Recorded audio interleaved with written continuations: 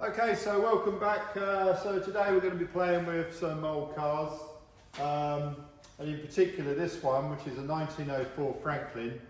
And what we're going to try and do is fit a dynastart to the engine. So the Franklins have got quite a unique engine in that it's air-cooled, and on this particular model there's no fan, so it relies on forward speed to cool it. And what we're going to try and do is fit a dynastart to run off this flywheel.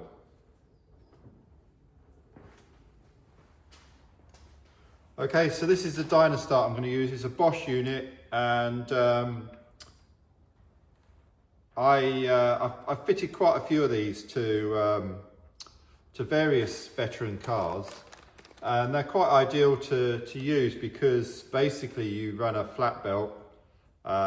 In this case it's a multi-V belt off the flywheel to start the car. What you've got to do is make sure that you get the gearing okay, because these engines don't rev very fast, and so to start it, it just needs a bit of momentum.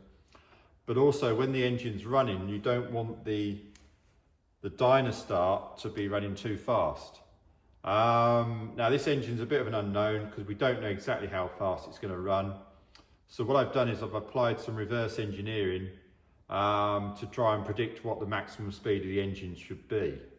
So what I did is I counted the number of teeth on the rear axle, which in this case is 36. Took into account the size of the rear wheel, and then on the engine, it's chain drive, so the sprocket on the engine is 9, and so the final drive ratio is 4:1. So with a 4:1 ratio on the rear axle, in top gear, which is straight through, taking into account the size of the tyres, if we could get this engine to run at 2000 RPM, we'd be doing around about 40 miles an hour. Now, I don't think this car will go 40 miles an hour. You know, in my experience of these old cars, might do, but I would say 25 to 30, maybe 35 a maximum. And so I would say probably the maximum this engine's going to run is 1500 RPM. And so what we've got to do is, with a dynastart, we've got to make sure that the dynastart doesn't run too fast. The maximum that we really want to take that dynastart to is 12,000 RPM. So with the gearing that I've got on the pulley is 6:1. So if we did get this engine to 2000 RPM, we're at the limit on the dynastart. But I don't think we're going to get there. I think maximum we're going to get is maybe 1500. So then that's 9500 RPM. So we're in the parameters. So having now worked all this out, and we know that we've got all our calculations right, and yeah, it wasn't just done on the back of an envelope. It was done on the back of an envelope, and then I checked it on the computer, so, and I was right. So having done all that, the next thing to do is to offer it up and see how we can actually fit it. I think the first thing I'm going to do is take this bonnet out of the way so we can get access to this area here. Okay, so basically we've got to make a bracket so it fits on there.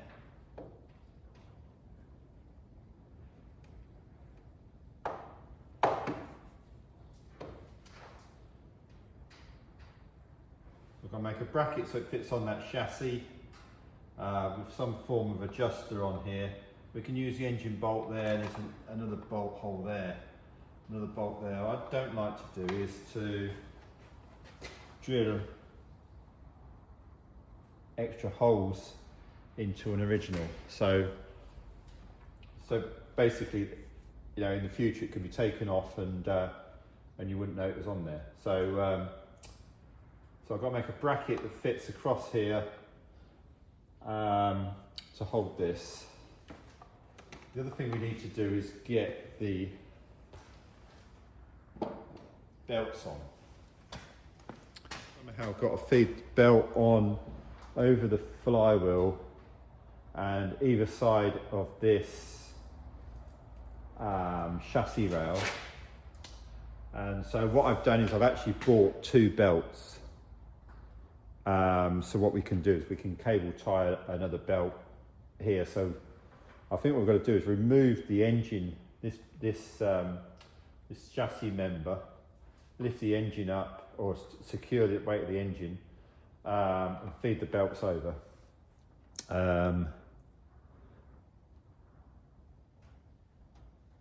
I think that's probably the first thing we do actually, is to make sure that will work. So I've actually bought 3 belts. So I'm going to keep one, I'm going to give it to the owner as a spare. 2 that I'm going to put on there, and I'm going to cable tie the one up there. Just to future-proof it really. I've fitted quite a few of these now and I've never had a belt break, but there's always a first. The problem we've got is the crank extends through the body here, but there is a hole there. We can maybe feed it through and manipulate it through. So that's what we're going to try and do.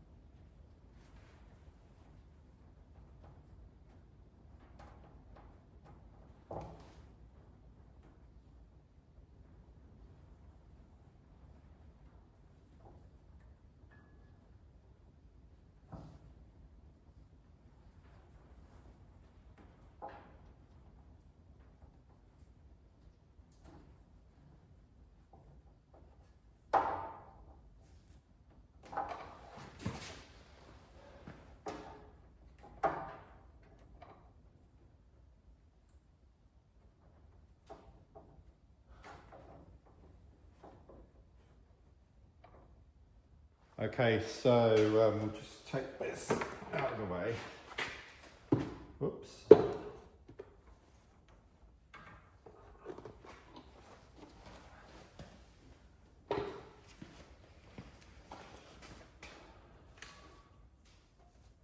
So we've got the belt through here, but we need to now get it through the other side of this cross member. So there's some bolts there. I think what I need to do is to undo the bolts to the engine, suspend the engine, and I can move that cross member to get this through. Okay, so remove the bolts.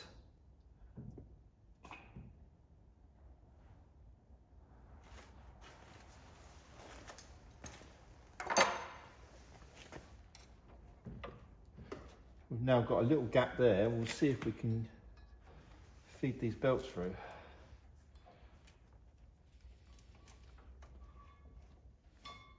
That's one.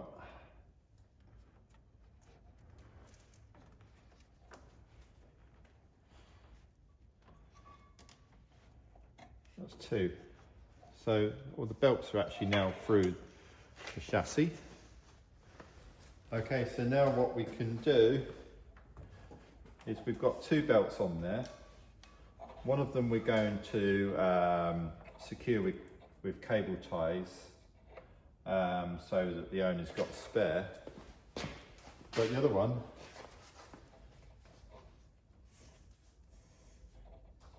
is now around the flywheel. We need to tidy these wires up. And so now we need to just prepare the dynastart ready to fit. Okay, so this is how the dynastart comes. It's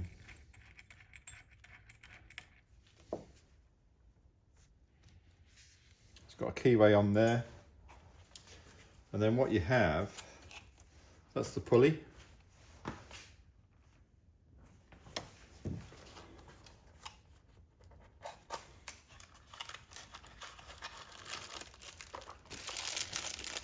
And then you have this, is what's known as a taper lock insert.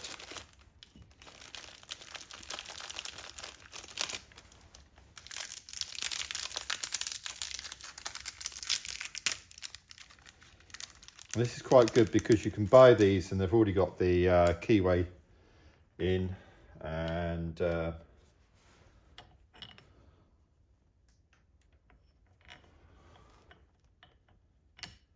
should fit straight onto the keyway.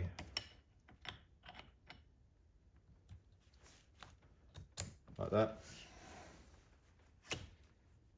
And it's what's known as a taper lock because you can see that locks on there. And so turn it round. So that goes together like that. You then assemble it.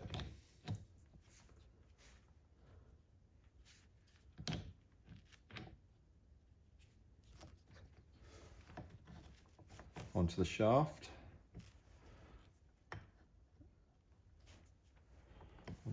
like that, and then you've got two little grub screws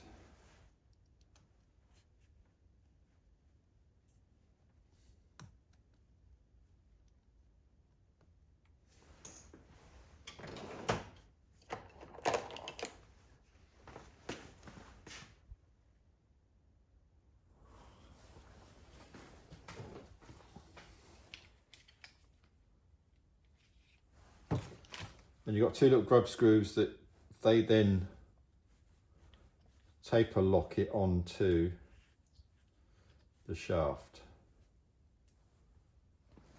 So that's going to go like that.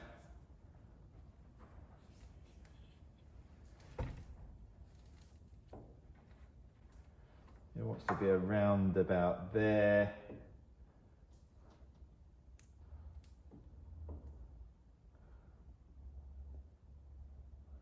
So I think what we'll do is we'll do a flat plate that bolts directly onto here with a couple of brackets off to fit this, and then we'll have to put an adjustment up to spring against that. So yeah, let's go over to the welder and see if we can work out what we're going to do.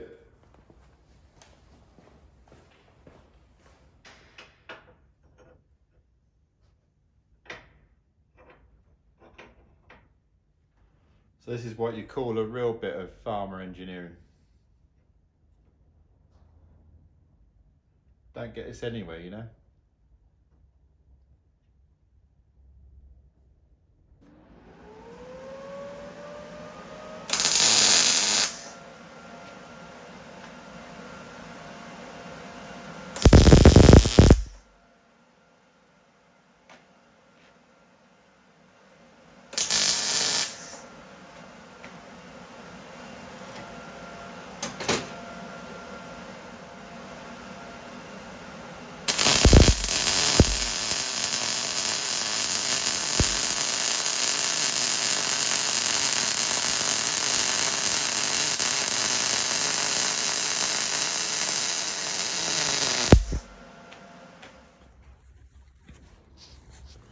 Okay, so now, so we've got it fitted up so it's actually running properly.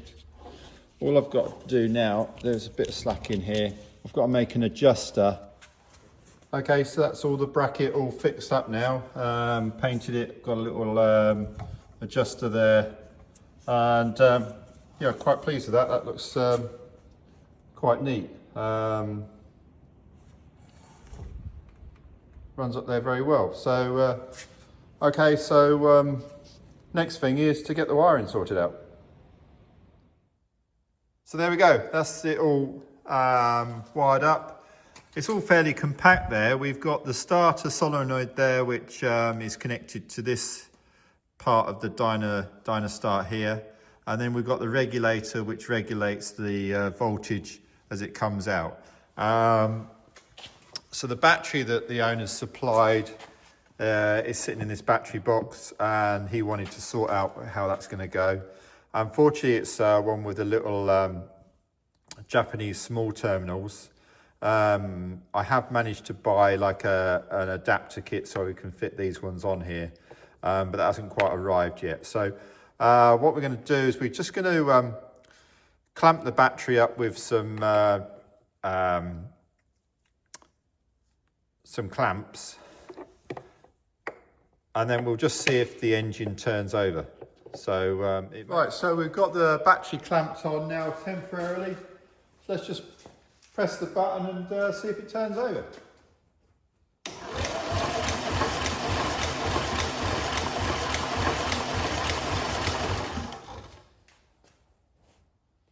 That's all good.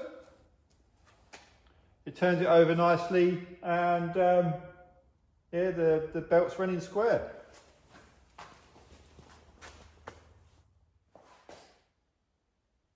So there we go, that's something a little bit different this week. A little bit of an insight into a few of the jobs that I get involved in the workshop in the winter.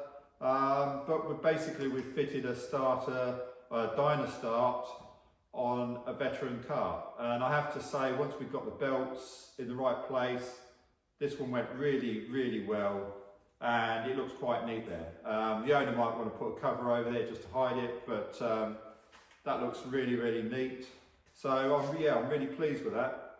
I've got to wait until the owner comes back. We'll get it started, and once we've got it started, we can then check that the dynastart is actually charging the battery correctly. Obviously, I need to get the conversion bits on the battery so that fits up nicely. But yeah, I'm really pleased with that. So hope you enjoyed watching this video. Don't forget to subscribe, give it a like if you liked it, and we'll see you next time. And remember, how hard can it be?